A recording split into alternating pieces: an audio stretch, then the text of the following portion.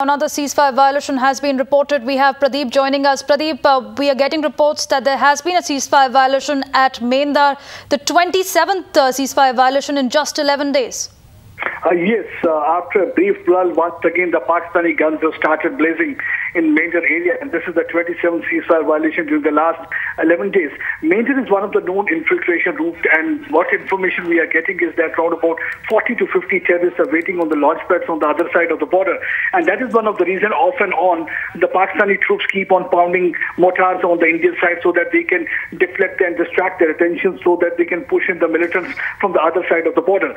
Indian troops have also heavily retaliated and strongly responded to their firing from the other side so that they can silence the Pakistani guns. Last night also in the same sector there had been a firing that continued for about 4 hours in the same sector in Mendar area.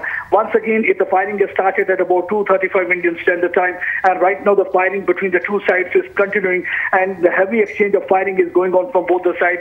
Pakistan has fired 65 mm mortars, and also they are firing RPG rounds on Indian posts. Several of the Indian forward posts have come under the Pakistan fire, but Indian troops are effectively retaliating. Pradeep, we also have Maruf Raja, strategic affairs expert, joining us on the story. Maruf, for your reaction on this story, 27 ceasefire violation in just 11 days by Pakistan.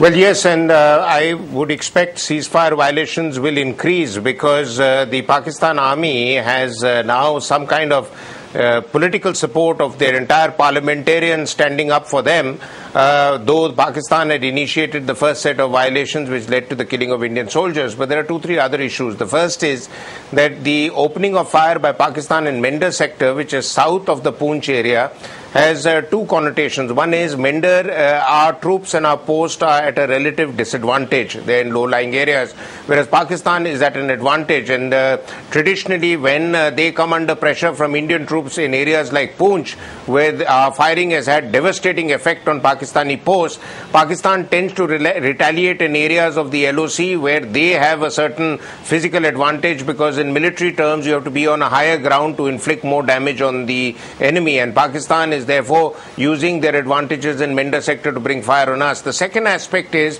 that fire is going to continue to escalate, but it will remain, to my understanding, up to a point where medium machine guns, which have a range of anything from 1500 to 2000 meters, and rocket launchers and rockets and mortars being used. But the really devastating effect on LOC firing is normally brought down by artillery fire, and that, though commanders on the ground have the authority to use them, are not using at present.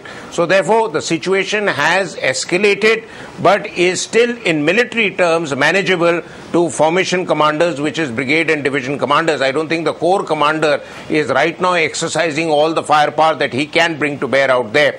The point that Pradeep has brought out about infiltration is absolutely accurate. Pakistan tends to bring in fire whenever they want to infiltrate terrorists into India. This is done both to distract Indian posts and those posts that are vigilant to get their heads down with excessive fire coming on them. And at that time, the militants tend to infiltrate using the cover of alleys, nalas and various other low-lying areas. But India's, as our evidence has been provided, that Indian radars are scanning the entire LOC area effectively, and therefore Pakistan is under pressure to somehow push these militants in, who have been waiting patiently for many months now to get into J&K before the snows set in. The snow normally sets in that part of the world around mid-October or thereafter. So they have a window of about a month and a half to 2 months to push in whatever they can, so that next year when J&K is looking at elections, they have a formidable force present out there to upset the peace process in J&K.